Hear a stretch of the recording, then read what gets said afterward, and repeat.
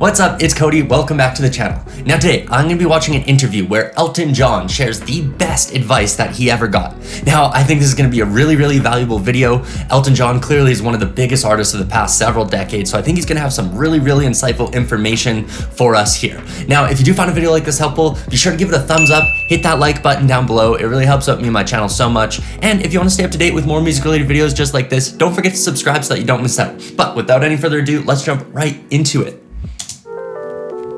Hey, I'm Elton John, and this is the best advice I've ever gotten. Yeah, oh my goodness, his slippers are amazing. His whole style is so sick. Sorry, I just had to comment on that. I think that is so cool. This man has unreal fashion sense.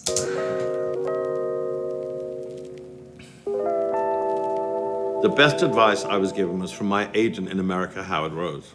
Don't put yourself in a position where you're playing somewhere big too soon. Now, I got the headlines pretty quick, and I could have played bigger venues than I was playing at the start of my career. But Howard said, no, you have to go out and play second on the bill to great artists like Leon Russell and Derek and the Dominoes in areas where you're not so popular. And you have to get the experience of playing to another audience that isn't your audience. Also, wow, that's so wise. That's really cool that that came from his artist manager, I believe he said, or his agent, I think, and that you don't want to play too big of shows too early. I think that's one thing that every younger or smaller artist really wants, is to play the biggest shows, play those headlining tours and get those really cool experiences. But he makes a really good point. If you're the second artist on the bill or playing right before the headliner goes, you're going to be playing to an audience that isn't your own. And this is a great way to help build your own audience. Obviously, playing to your own fans is great, but if you're playing to fans of other people's music, these are people who still love music and still love going to live concerts and are most likely going to be a fan of your music if you're on this tour. So that's a really good advice from him, is don't jump into it too soon. Don't get ahead of yourself. Play these smaller shows. Be the opening band, even when you could be headlining shows. It obviously, for him, it really paid off, and I think that's really good advice for a lot of younger bands, is just take it easy, take it slow, and maybe just play as the opener. Let's hear what else he has to say. when you're in places like New York and Los Angeles and you can sell out big venues, we're going to put you in smaller venues and create a ticket craziness. So you sell out straight away and no one can get a ticket. That means the next time you come round, you're going to sell out a bigger venue. If you're good and you're building your career, just take it in stages, and then when you do play big venues, you will really relish it and you will be ready for it. Okay, this is great. I love whoever edited this film together, whoever was shooting it. They're like, yo, these slippers are on fire. He's got the little wolves on these like red plaid looking shoes. Man, this guy has unreal style.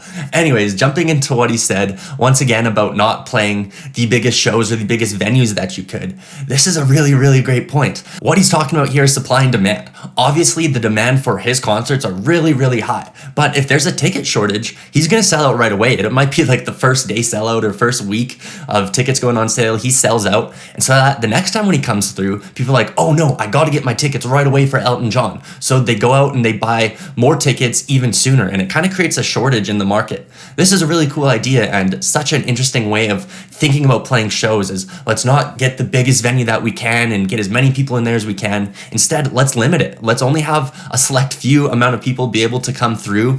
And so this way, when we do come back, there's going to be so much more demand for it. Now, obviously, this is a little hard to translate into smaller bands. If you're only playing a 250 person room and only 100 people are coming out, do you really only want to play a 50 person room? There's some limitations with what he's saying here based on the size of your band, but it's definitely something to think about moving forward. And I think this goes beyond even just the size of venues that you're playing. This goes with your merch. If you order 100 t-shirts and only 20 people buy them the first day, you're going to be left with a lot of t-shirts in the long run. So if you only order 20 of those t-shirts and they sell out within the first week, all 20 of those t-shirts, then next time you sell some more merch, it's going to be limited. People are going to think they have to get it right away. So this just comes down to supply and demand. I think this is a really smart thing. Elton John has clearly done very well over his music career and has learned a lot of great marketing strategies and the way to approach his band as a business. These are all things that big businesses do all the time. And so he clearly thinks about his music, not necessarily his music, but the way he presents his artists and the way that he creates an income as a business. So I think he's really, really smart with this, and it's clearly paid off because he has these really sick looking slippers. So let's continue. Playing somewhere like that and you're not ready is a disaster waiting to happen. I've been around for a long time, 50 years, and I can tell you that's the truth. Just take it easy, know what you can do, and then build up to playing something special, but don't do it straight away.